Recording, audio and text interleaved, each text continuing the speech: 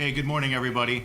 Thanks so much for joining us this morning. We've got a tremendous panel here, really the best of the best, and we're going to talk about how to deliver an effective ask, whether it be to a legislator, one of their staff, state agencies, or a neighbor, friend, somebody running for office. And we've got some great folks here this morning. So I'm just going to introduce them by name briefly and then give them a couple of minutes to introduce themselves and tell you about what they do currently, where they've been, and why they're an expert on this topic. So to my left is Kathleen McDonald. She got smart and got out of here a couple of years ago and moved to Montana and used to be with the Eating Disorders Coalition and really loved working with her through the Mental Health Liaison Group. Then, of course, Ane Romero, who you all heard from on Monday, former legislative assistant to Representative Grace Napolitano, and ran for state legislator herself in New Mexico. Jonah, current and successor to Ane, which I'm not, he paid for, she did, who is the current senior policy advisor for the Congresswoman from California. And finally, at the end, a member of our Public Policy Council, former employee with the Department of Defense working on their suicide prevention programs, Bruce Shabazz. So Kathleen, I'll let you kick it off to give a brief self-introduction. Thank you. Thanks for having me. I really appreciate it, and I feel very humbled to be on a panel with these folks and you as well. As Trevor said, I am the former policy director at the Eating Disorders Coalition, which is the only group of eating disorder organizations that actually worked for the passage of federal legislation that deals with eating disorders. And I can tell you more about the work we did when we get into our discussion. And now I work for the only attorney in the country who has a dedicated practice to suing insurance companies when they refuse to pay for people's eating disorder treatment. I'm a health insurance advocate for her, so we not only help people with eating disorders, though, but depression when people are denied treatment. We do all of our work contingency-based, so it's a blessing to be able to do that, and I do not miss this D.C. weather. Get out, go to Montana. It's a beautiful place to live. Hi, everyone. I'm Ane Romero, and I'm just very honored to be back here and continuing working with good partners at AFSP. I started out as an advocate, so in 2007 was my first trip to Capitol Hill as an advocate, where I learned all those lessons of not wearing heels and not carrying a bunch of stuff. And I'm very passionate about policy. My background is in policy. I got my master's degree in public affairs and have made a dedicated effort to focusing on behavioral health policy because I realized early on that that policy is the best way to effectively move behavioral health forward. And so I'm also trained and certified in suicide prevention, and I've been doing suicide prevention training since 2004. My mom and I started a chapter out in New Mexico where we do a lot of this work. But having the ability to come to Capitol Hill was wonderful. Got to work on a lot of great pieces of legislation. One of them that I'm very proud of is having President Obama declare officially May as National Mental Health Month. And then also worked with the national orgs to actually pick one color for mental health, which is lime green, and decided to go back home. I'm really grateful to Jonah because the Mental Health Caucus and overseeing that for the Congresswoman, I have no children, but that was my baby. And I felt like we really started from scratch when we came to the Hill, and we did some amazing things with that. And for years I had wanted to go home. The suicide rates back home were just devastating, where I would fly back once or twice a year to provide suicide prevention trainings, but I felt like it wasn't enough. And thanks to Jonah, I was able to hand over my baby over to him, and he's just done amazing things. But in New Mexico, I'm the policy director for the Center for Civic Policy. So my job is to work with advocacy groups all throughout New Mexico, helping them to connect advocacy and with the policy efforts. And so I really love it, and I'm still back out continuing with doing suicide prevention trainings, especially with a lot of our tribes. As Anna mentioned, I'm the Senior Policy Advisor for Congresswoman Napolitano, handling her mental health work as well as healthcare. What that means is we do briefings, events, hearings. We recently wrapped up May Mental Health, where we did paint the Capitol lime green. I think the Congresswoman handed out, must have been 5 dozen scarves to members of Congress. On top of that, we also do weekly news clips, just trying to bang the drum and keep pushing mental health forward. Obviously, there was a large bill passed last Congress, but there still is a lot of work to be done, as you all know. Excited to be here and hopefully able to pass along some insights. So thank you. Hi, I'm Bruce. I enlisted in the Army in 1983 as an inpatient psych tech, and I retired from the Army in 2006 as a Lieutenant Colonel Medical Service Corps officer. So I was involved in healthcare delivery for quite a while within the military services. In 2009, as an Army civilian, after I left uniform, I got lent to the Army's Vice Chief of Staff, General Peter Corelli, on a 90-day detail to work on suicide prevention within the Army. 3.5 years later, I left that detail when I moved to the DoD Inspector General's office, and then did a couple of other jobs since then. But during that time, I was very active with the foundation and have learned much from you folks there. So thank you very much. Thanks, everybody. So let's get started.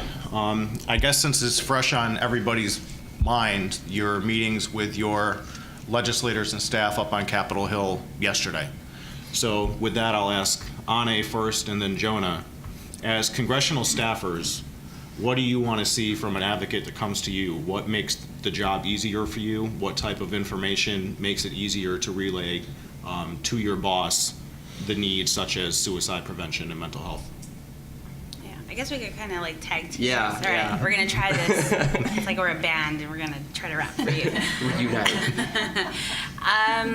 I think the great thing about, I think the fortunate thing for every advocate, even if you're not from California, I would say that if you are passionate about mental health, stop by Congresswoman Napolitano's office, because I think, as some folks have said, when you stop by the office, it kind of gives you that sense of hope, because you're talking to an office that totally understands where you're coming from, and that's just as passionate.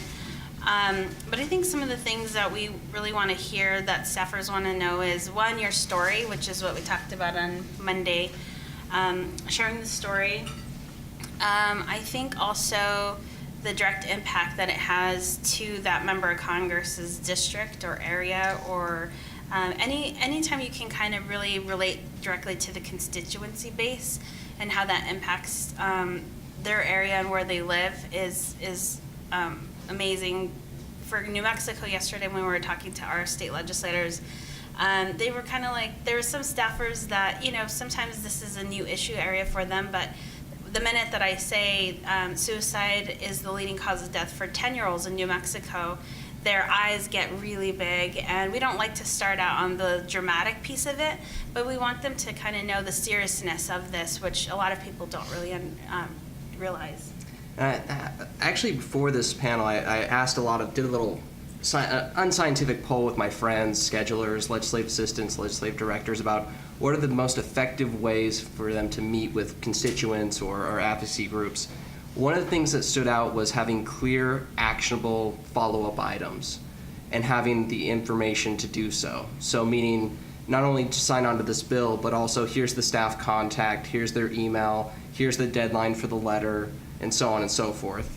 Also understanding that legislative staff, especially on the House side, handle a wide variety of issue areas. Anywhere from foreign affairs to transportation could be handled by one person. And those are very deep topics. So understanding that they might not be as familiar with behavioral health, might not be familiar with suicide prevention. So to Ani's point, bringing it home. And one thing that I found effective, besides personal experience, is I'm kind of a data geek. So looking at one thing I found effective to find very granular, localized data was looking at hospitals. So every 3 years, a hospital has to do what's called a health needs assessment.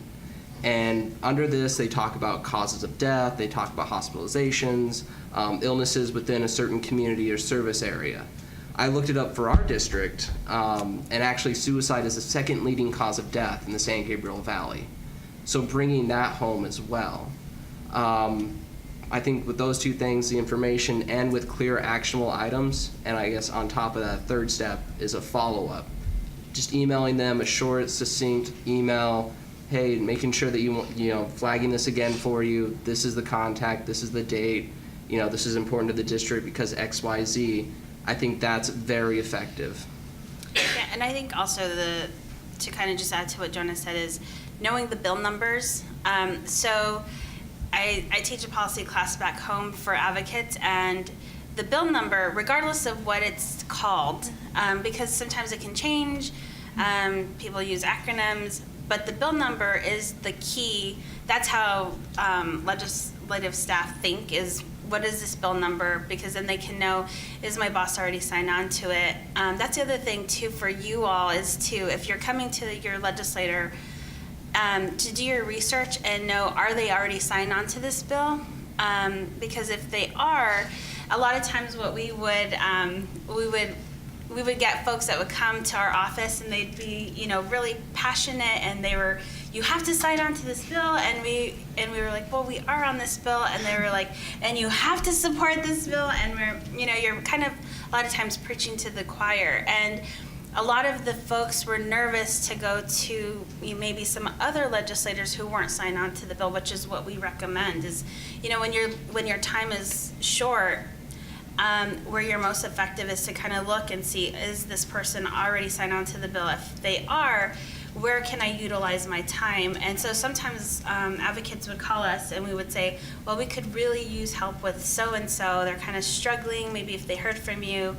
And it was great because sometimes we would get a call from the staff's office and they'd be like, oh, you know, sign my boss up, because they had already heard from a different, you know, constituent or whatnot. So knowing the bill number, knowing if the legislator has already signed on to that bill, and then just having, you know, the data stuff that kind of relates to their specific, to their area. And then the follow-up. And like Jonah said, and we talked about this on Monday, short emails will, you know, drive you up to the top of the like, oh yes, I can communicate with this person. Just because, you know, you don't have your BlackBerry on you, but I did an iPhone. Okay, Yeah. so like this, staffers are attached, like this is the lifeline of every staffer, and so short emails make life so much easier. So Kathleen, as an advocate, and somebody that has met with people like Anne and Jonah, what might you recommend to the crowd, or what experiences have you had that might add to what they're saying? Yeah, so I started off in this completely, I didn't even know what it meant to be an advocate. And I didn't know what like a health LA was or a staffer. And I was like, I am the dumbest person in the whole world. I came to Capitol Hill June 13th, 2002 for the first time. And we did this advocacy day without much training, actually. So I've learned a lot over the years as I developed into policy assistant and then policy director, and you still don't learn everything. But everything that they have said to you, I want to echo. And I think that part of what's been really great about these last couple of days is that we've been broken records about telling your story, driving home why you're there personally matters a lot, which I was not aware of. I didn't know that my story mattered to anybody, let alone to a member of Congress or their staff members. And please don't underestimate that. It was Representative Schlossberg who said earlier today that his bills were created from conversations that he had with constituents. And I wrote that down. I just think that's really powerful to remember the power of your voice. And making your story genuine is something that I've also learned, that I walked in there all business a couple times. You know, in part I was nervous, and heck, I still get nervous when I walk into a member of Congress's office, because they have so much power to listen to us and to do the things we're asking. So be genuine, and I grew up in the Midwest. I'm a Michigander. I don't know where that Ohio State person is, but thank you. Good. All right. So, but you know, if you got Midwest charm, use it. And no, but I in Michigan we just talk to people. And I know other states do too, but we think we're special because we can show you where we live on our hand. And but I walked into offices a couple times and they said, you know, why are you here? And I said, I don't know. I don't know how you can help me. But this cause of mine, eating disorders, which has a huge, unfortunate rate of suicide victims, and we would just start the conversation. And that sometimes I think is a really underestimated ability that you have, is to say, I don't exactly know what you can do for me, but I'm here to ask your help, and how can we work together? Thank you. So Bruce, one of the things that, as Kathleen said, we are broken records, and we give you guys these tips all the time to hopefully really repetition is great, because then it becomes second nature when you go visit these folks. But one area we don't talk a lot about is what's the difference between meeting with an individual legislator staff and a committee staff. So I want to ask Bruce, because he's been knowledgeable on this and wanted to provide some insight into that topic. So before I answer that question, one other thing I'd like to throw out is, in my experience, it's more important to give more than you ask when dealing with staff, regardless of whether they're committee staff or whether they're member staff, right? It's really important to build the relationship. And so when I worked for the military, when I was doing the Army, I would send emails and say, hey, this study just came out in the New England Journal of Medicine, and it says this, so that they can read it on their phone and know what the study says, right? New England Journal of Medicine this month, study says military people are at 3 times greater risk following this event, right?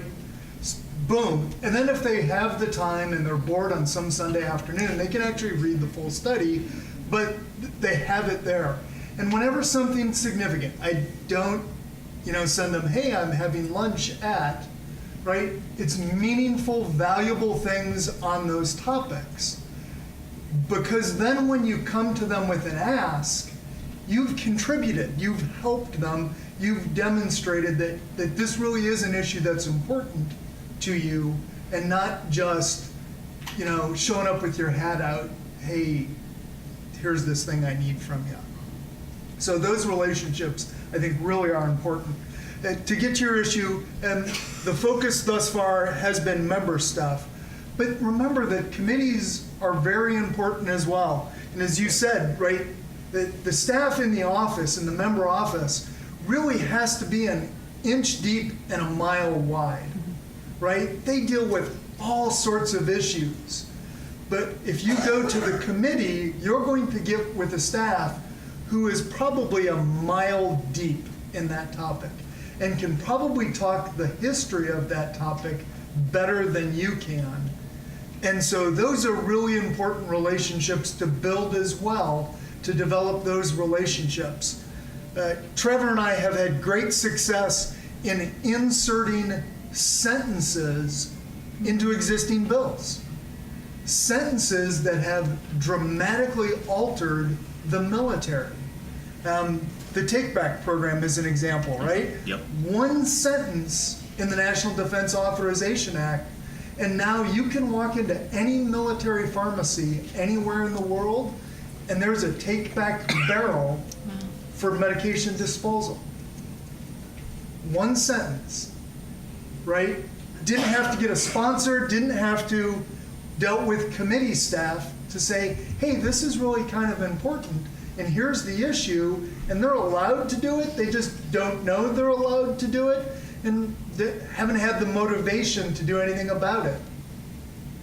If you directed them to do it, if you asked for a report, you talk to them about what they can do, they can come up with something. And then that's my last point is, don't ask for something that they can't do. To show up to an authorization committee staffer and say, we need more money for, is nice, but they can't help you. You have to go to an appropriations committee staffer. And the first thing an appropriations committee staffer is going to ask you is, well, is that authorized? And so you have to understand your audience, know what they can and can't do for you, and how those processes work, so that you could try to move the ball down the line, the field. I love that advice, the give more than you ask. We'll start spreading that. Go I ahead. just had another thing that, as you were talking, one thing that we used to also always tell folks too is that sometimes I think we think we need to create a bill, a whole new bill for whatever issue it is that we're trying to address. And a lot of times, starting a bill from scratch, it can take anywhere from 10 to 20 years to get a piece of legislation through. So what I tell folks is that sometimes if you look at existing policies that maybe are outdated, or maybe they need to have some words changed in there, sometimes that's a little bit more effective, and you get a faster, I think, success rate. An example was when we work for a Democratic staffer, and so when we lost the House, we were kind of at a disadvantage in terms of how our policies would be moving forward to the House floor. And so we looked at what are existing policies that we could actually improve and work on a bipartisan basis. And so we actually the Congresswoman partnered with Congressman Burton's office. And we found that there was an existing policy in the White House that actually prohibited a president from sending a letter of condolence to the family of a service member who died by suicide while in combat. That was an actual policy. And so we worked together with that. We did the policy, and it was amazing because it was the first piece of policy that we were told that actually had correct mental health terminology in it. So instead of saying committed suicide, we were able to say, by the number who have completed suicide. And even Congressman Burton was like, wait a minute, why is this in the, we said, well, we want this to be an appropriate piece of legislation that has the correct terminology in it. And that actually ended up passing, and now that policy has been updated. So so you're able to kind of, don't just think of it as like bills, but also looking at what are existing things that are kind of, need to be updated. You just dated me because that was the first thing that I worked on that actually got done, and that was with you all. So thank you for that. The one thing I also wanted to mention briefly as well to everything that's been said thus far is that these apply at the state level as well. And certainly to Bruce's point, when looking at committee staff, these folks oftentimes have been there for a really long time, especially if they're independent of party. So they're very knowledgeable on a lot of issues, and actually might give you all ideas as well on how you can help them, or issues that might be coming up that you didn't quite know about or might be on the horizon. So they really are a great resource and good people to get to know. And to that, if I could add, if you can go in and describe the effect that you're trying to create, rather than say, what I want is a piece of legislation, or I want to say, how we approach the take-back problem was, hey, look, military pharmacies are able to dispense narcotic medication, but are prohibited from taking it back. Now, you trust the military with your nuke weapons. Surely you can trust us to destroy unused narcotic medication. Right? We described the effect and worked with the staffer then to figure out how to best achieve that, as opposed to going in with, hey, let's do a new law. Hey, let's change hey, what can we do? Yeah, another great example of that is also when we worked, as Bruce said, this was a 1 or 2 line thing that we got put into the National Defense Authorization Act, is that doctors could ask about privately owned firearms in a home. And we got that done because we didn't go in there saying, hey, we want to take guns away from people. We told them the effect is going to be that a physician needs to know whether that person is in immediate danger and what they can do about it. How they can effectively store those guns, not take them away. And it really, it helped a lot. There were still some rough questions asked, but we got it done through those means.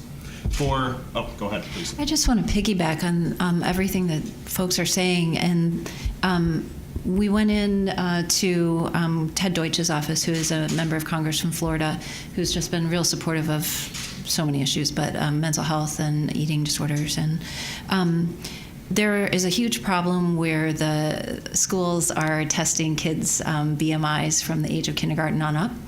And it's not always happening by a professional. Sometimes it's happening by a senior high school boy to a freshman girl. They're calling out numbers on a stage and applauding the person with the lowest BMI. And obviously that's a huge problem for so many reasons. But I tell that here, I mean, there have been suicides completed as a result of this teasing, because you know how personal it is to be teased about your body. I'm sure all of you have had stories told to you or you've experienced it. So we walked in with this ginormous problem of parents saying, what do we do? Because this is happening in our schools, and my daughter just came home and they measured her waist, they measured her thighs, she's 5 years old. So we walked into Congressman Deutsch's office and we said, can you tell the CDC to stop it? Because on their website, it says this is an appropriate tool for measuring health. It's not. First of all, that's wrong, especially for young kids. And we weren't afraid to ask that and say, can we do something about this? And the next thing we know, they're like, yeah, absolutely. We'll call our friends over on the policy on this certain committee that deals with the CDC. A phone call was made within, seriously, less than a month. The CDC had changed their website to say, we do not advocate for this in schools. If you're going to do it, here's how to do it properly. And then a letter was sent to members of Congress asking them to, sign on in support of this. And I share that to say, maybe not like what you were saying, to look at already existing policy and how can we change it. And sometimes it takes 16 years, like mental health parity did, or maybe that took longer, I can't remember anymore. But sometimes it only takes a month. It's really amazing. So don't be afraid to ask for those big things, especially if there's already existing policy that you can edit. So this might be a trickier question or harder to describe. So I know as a former civilian employee of a very large government agency, and two that have worked with them, what are some tips for contacting the bureaucratic agencies and people that might be more working on regulatory issues as opposed to going to a member of Congress or a committee and asking for legislative fixes? Within the Department of Defense, firepower always helps. So if you can show up with a larger weapon system than they have, they'll listen to you. Look, in my experience, and I've worked defense, state, health, VA, education, Peace Corps now, so about half the cabinet. No is the first answer. No is always the easiest answer in bureaucracy. There has never been anyone fired from a bureaucracy for saying no to any question, right? And so you don't fight, you can't fight. You say, okay, why is that no? What's the reason for it? Is it statutory or is it policy? If it's policy, you have the ability to change policy yourself. If it's statutory, then it changes the discussion. But continue to have those conversations with those folks. And I think the same advice I gave, the first thing I said, applies equally well, right? If the first time you show up in that office, it's to ask and make a change, they're probably not going to be receptive. Who are you? Why do you want this? What's the deal? But if you start to build that relationship, the previous panel that was in this room, they were talking about getting to know county and state health officials to get data from them, right? You build those relationships, you help them, you maybe point them to something, if you hear what they're upset and frustrated with, sometimes you can say, well, you know, that data does exist over here. Or have you talked to these folks? They've done a study on that very thing. And if you can help them, then when it comes time for the ask, again, you're not just showing up wanting something from them, but you've participated, you've contributed. I mean, we have the luxury where the congresswoman will literally get on the phone with, and I've seen this numerous times, some startled, poor bureaucrat is talking to the congresswoman. But to your point, there's strength in numbers. Sometimes, if they don't answer our calls, we'll go across the aisle and get someone on the opposite party to work with us and try to address this issue. And that's not to mention, I think now there's kind of this tumultuous political moment where there are some areas, some departments that will not answer phone calls, return phone calls, or answer letters if they're from a certain party rather than another party. But that just further incentivizes working across the aisle, bringing more firepower to the table. I'm still in the line, I'm sorry. And really trying to work in a collaborative manner to really address those issues. And committee letters Yes. sometimes pull a lot more weight than individual member letters, right? And again, knowing the agency, knowing what's going on, but to get the chairman and the ranking member to send a letter together for the authorizing or appropriating committee, God help you if you choose to ignore those letters, right? I mean, the next hearing is not a pretty hearing. Yeah. Yeah, I think, I'm trying to think, especially now that I'm working with advocates at the grassroots level, it's been pretty interesting because a lot of the folks, I think sometimes when somebody isn't listening to you, your first instinct is, I'm going to grab a big sign, I'm going to stand outside, or I'm going to go sit outside of their door. And that's not always the best way. So I always say, have plan A, B, and C, and let that type of tactic be the last one. When you've tried every other door, then you pull out the signs and you start marching and whatnot. And we've seen that in DC. It's a great place where we've seen folks who have felt like they haven't been heard and they've tried different avenues. And when they still haven't been heard, then they come march, and that all of a sudden gets on the news and whatnot. But I think finding who are your champions and utilizing them and treating them, well, in terms of keeping those relationships going. Like Jenna was saying, the Congresswoman, we were very fortunate where she doesn't see people in terms of their role or title. She will get on the phone and she will call them. And, there were a number of times where we were trying to get some information from the White House. And I remember she said, why don't I have this information yet? And I said, well, this is my list of emails. And she called and she was not happy, and we got the answers right there. But she's a champion. She does this. We've had constituents who will come into the office and she'll say, well, why didn't so-and-so tell you the answer? And they're like, well, they haven't called me back. And she's like, give me their phone number. And she will literally call them. And it's amazing. It's kind of scary for the other person. It's entertaining for us sometimes. But, finding those champions and letting them be that voice that can help to open doors, and, asking the question, who else do you know that we could talk to or connect with? Which is super important because this work is all about relationship building and communication. And what I found on the Hill is a lot of the problems that were occurring is because of lack of communication. People weren't getting information to each other.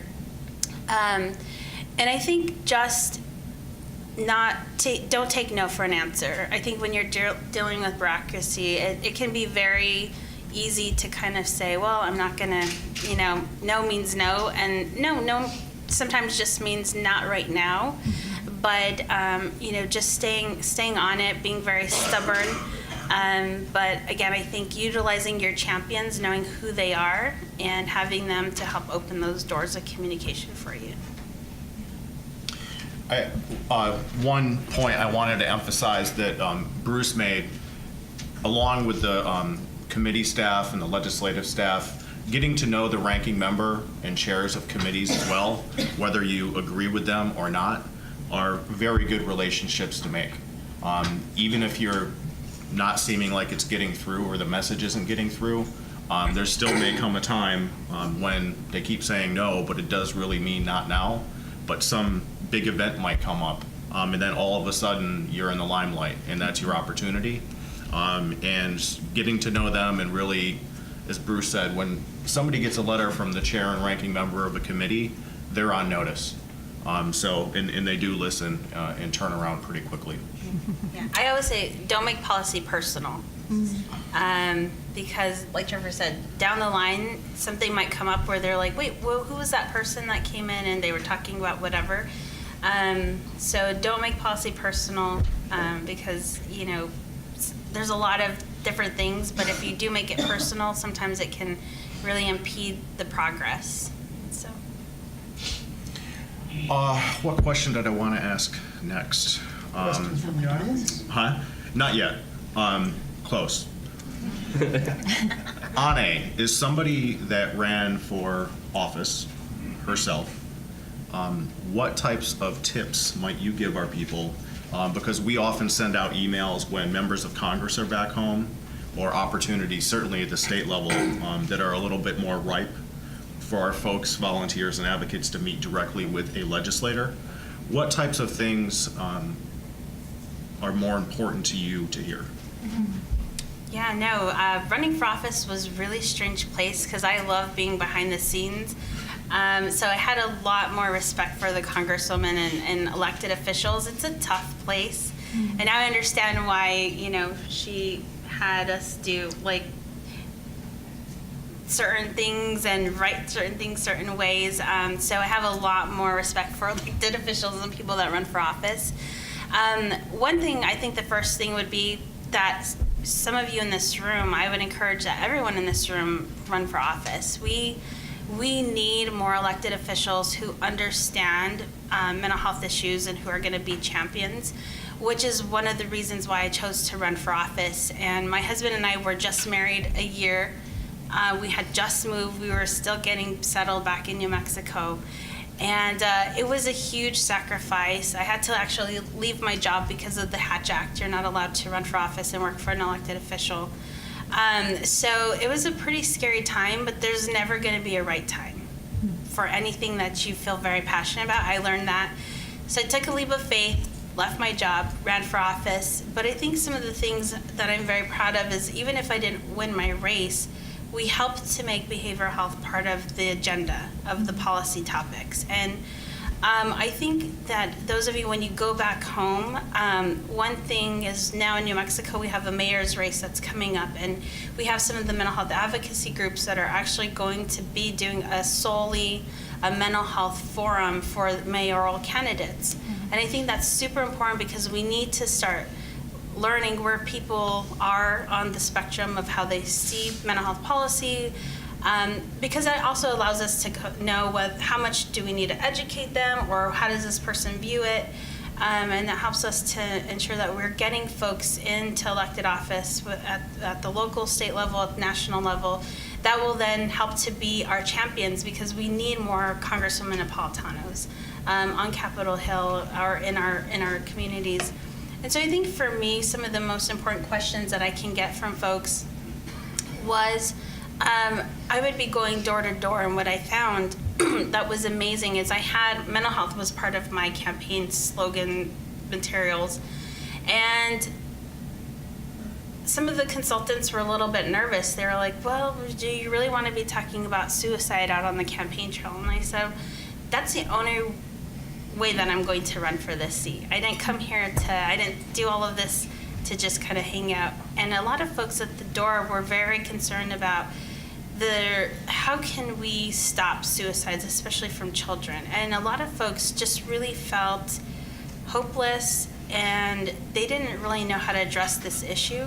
So I think in terms of, there's a lot more issue awareness that needs to be going on in our communities.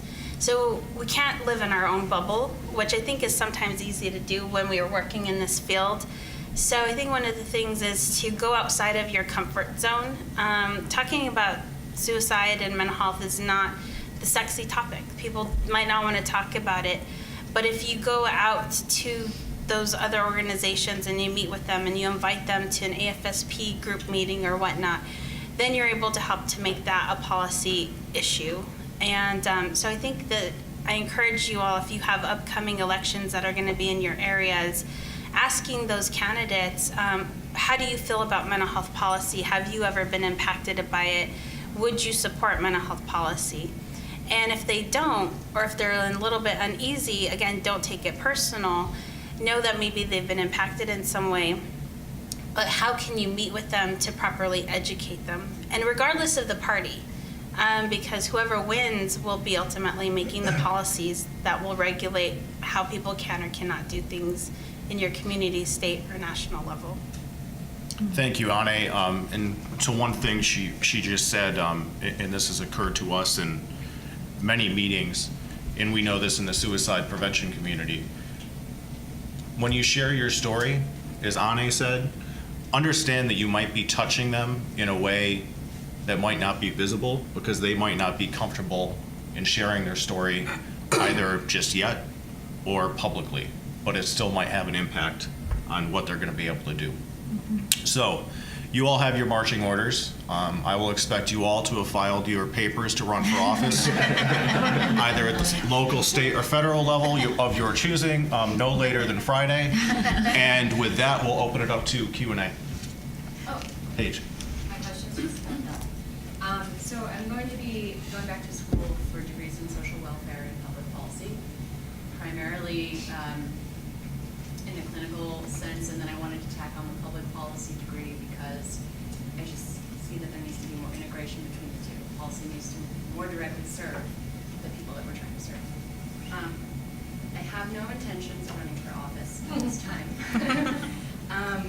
But I did want to ask, because you're so encouraging about that, I feel like I might be a more powerful exponent as somebody advocating for the populations I'm serving and working with, asking for things from politicians, rather than if I fall into an elected office, then I would be a civil servant to,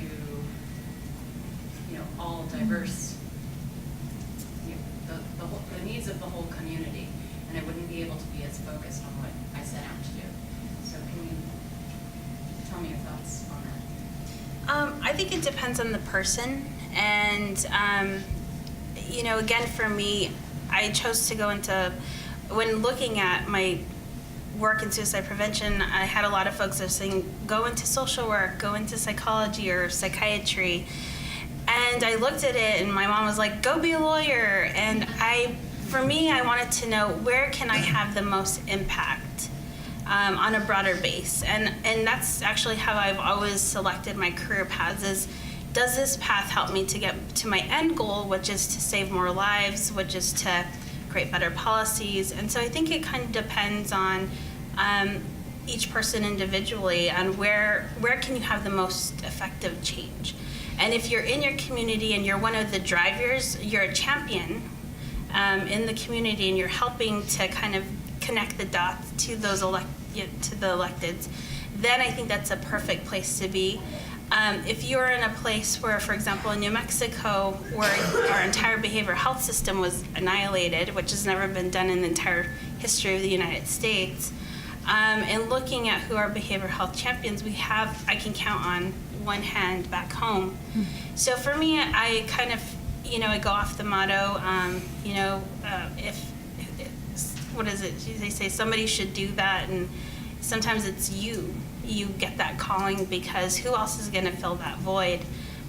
So I think it's really just depends on where you want to have the ultimate, and you don't have to be an elected official.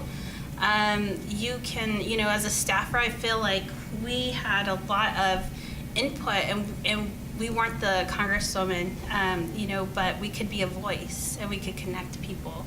So I think it just depends on, how you want to make the change and where you want to do it.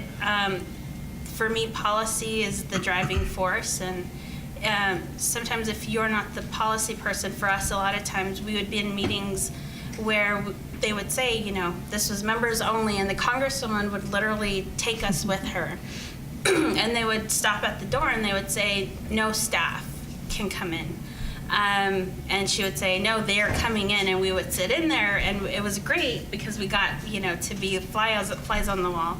But in committee, when the congresswoman's debating in committee, staff can't speak in committee. And so we would be writing her notes, and we're like, say this, or statistics or data or whatnot.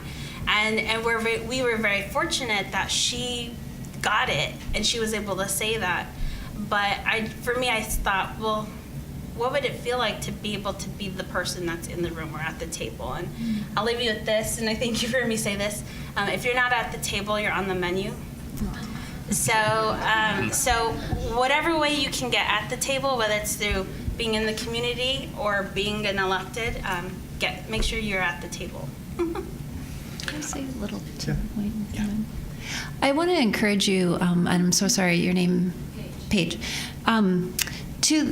Everything that Anya just said is like picking your niche of how you feel you want to impact the rest of your life in the world.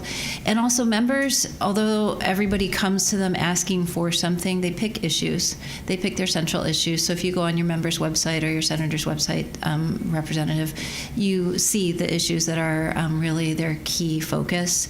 And we've had, in our experience, if we went to somebody who they weren't really participating in the mental health dialogue on Capitol Hill, then they would refer us to some of their other colleagues on Capitol Hill. So I think you should run for office because you can pick your issues and tell the other issue people to go see that person. So by Friday, you said, right? Yeah. By Friday. I think you're safe.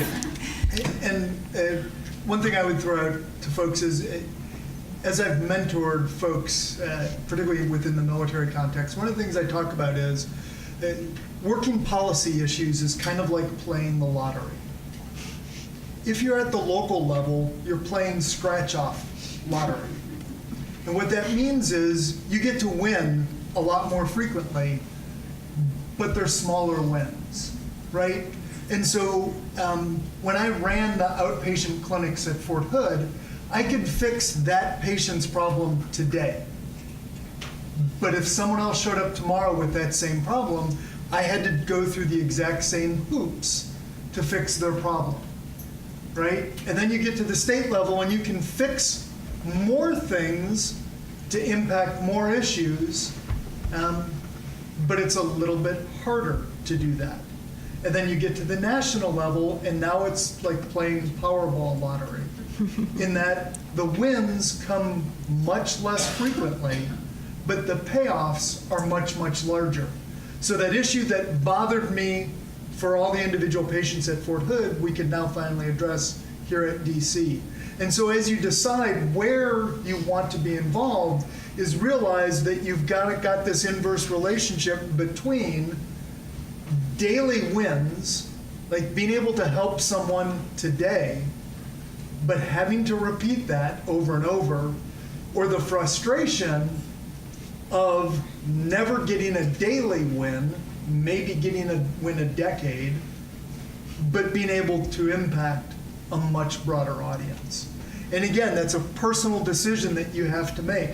When I was young, I liked the daily wins. Now I've got a little bit longer vision, and I can deal with the daily frustrations to go for that strategic win. Yeah, and that's actually one of the, when deciding to go back home, is that I saw the tides were kind of turning, and for me, policy is my life. That's what I love to do, and right now, it's a struggle to get those wins, and I feel like we went through this period where we got a lot of wins for behavioral health on the Hill. We did a lot of amazing things when I look back on it, and I was realizing that a lot of the advocacy groups back home were starting to kind of feel like they weren't getting any wins, and so folks were starting to kind of be down and out, and I just thought, well, I feel like my time here, the Hill will be here whether I'm here or not, and you have great people who can carry on the good work, and so I felt like my most effective ability to be a change maker would be to go back home and help to teach those skills that I learned here at the national level And one of the first things that I was able to do when I got back home, which solidified my reason for moving home, was that we had a detox facility on one of the Native American reservations that was actually in the process of closing. They only had funding left for 1 more month. I was working for Senator Heinrich back home, and because of the connections I had here, we actually have Kana Namoto and Beverly Cotton from IHS, and Kana Namoto, who you might know, oversaw SAMHSA when Pam Hyde left. They both flew to New Mexico because they knew me personally, that we had good working relationship. They flew to New Mexico personally, and after doing a tour, they saw the disarray that this facility was in. And that day, they actually allocated over $250,000 in emergency funds to keep this facility open. And so how you're able to connect the dots, and it was such a great feeling to know that what I did here could have an impact back home and have those small wins. Which were huge for those people. Exactly. Yeah. Right? It's amazing. If not me, then who? Exactly. That's what you were looking for. Yes, thank you. Trevor's like, I gotta get this in. Any other questions from the audience? Yeah. I have a question. I'm not sure who's best to answer, but at the state level, if we wanted to get in contact with people, staff members of committees, and I know that my local representative is on the Health and Human Services Committee and Healthcare Appropriations, is it necessary as a courtesy to involve him in his office in the initial ask? And I know that's kind of it's kind of two-sided if I know he's well-liked, and I know that my senator isn't. So it's kind of like one of those things, I mean, it's absolutely necessary to do as a courtesy thing because I am one of their constituents, or if I can use my judgment and I don't think it's going to be of any help or even a negative part, is that okay to omit? So in my opinion, it's not necessary, but sometimes can be helpful. So particularly if you don't know exactly who to talk to, sometimes just the staff-to-staff introduction.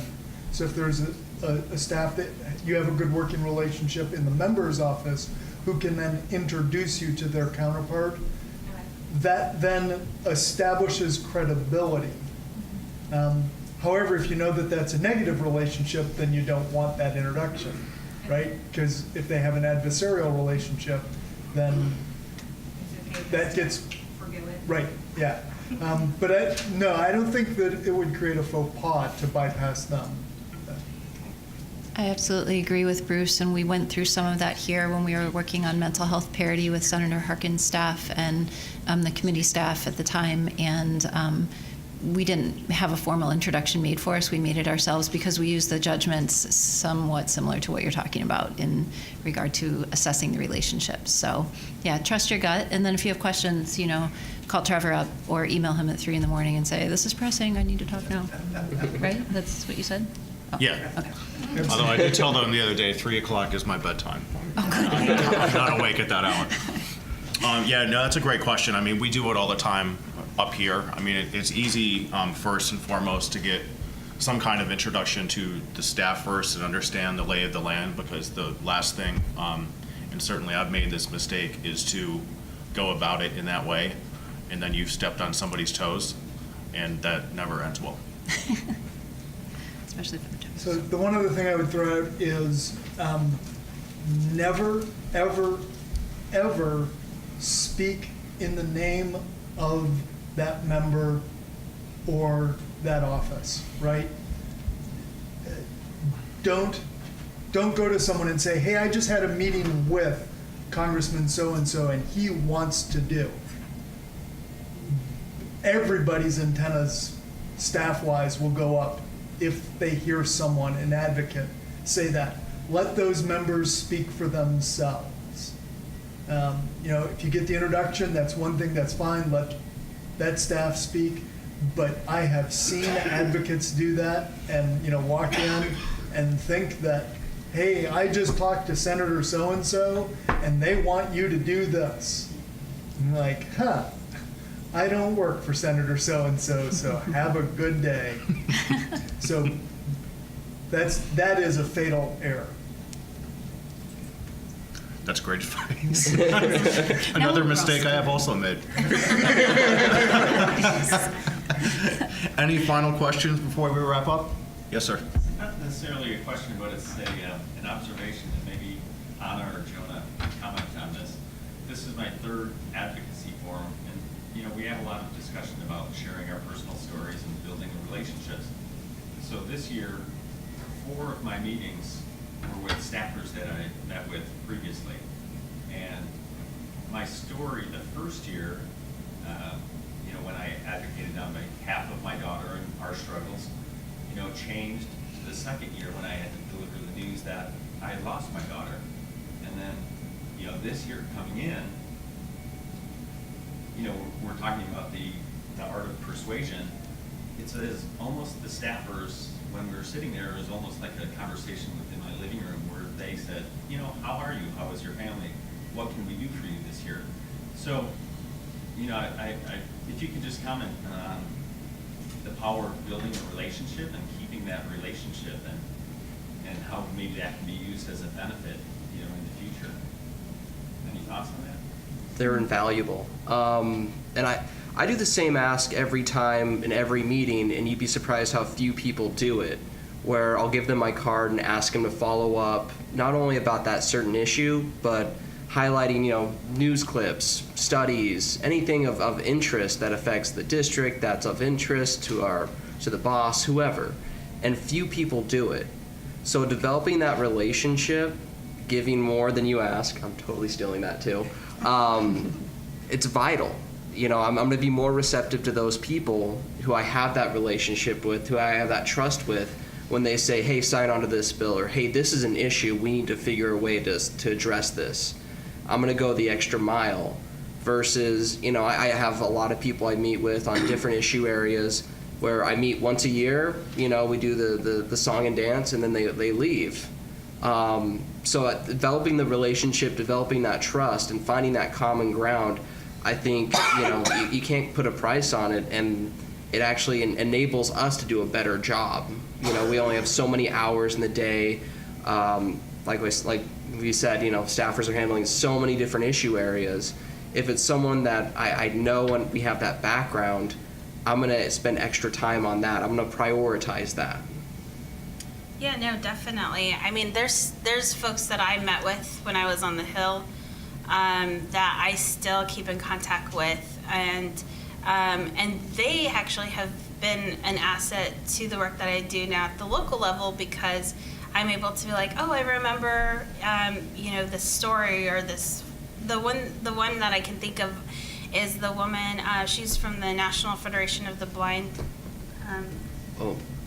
So I get jealous when Jonah meets with her, because I'm like, she was my friend first. But one amazing thing is she informed. So you coming in, you make us look smart. Like, when you come in and you share your story, or you share something, when we're sitting in a meeting with the boss, we can be like, well, we met with so-and-so, and they're like, oh, how interesting, you're so smart, we're going to keep you. But I remember when she came in, she taught me about the inability for individuals who have,